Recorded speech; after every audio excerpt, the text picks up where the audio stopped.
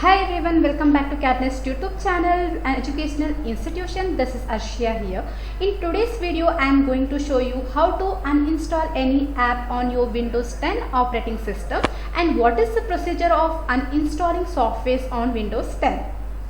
Let's say I need to install this Zoom application. From my Windows operating system, just type here to search remove. Here you can see add or remove program system settings. Just click on this add or remove system program.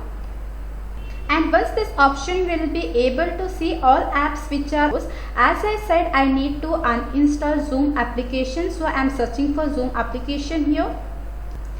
Click on app which you want to uninstall and then you will be able to see uninstall option here. So I will just click here on uninstall button. When you see uninstall success, and now you can see this is not available here. So this is the best procedure to uninstall app on your Windows 10. So I hope you enjoy this video. If yes, like and subscribe our channel. Thank you. Bye bye.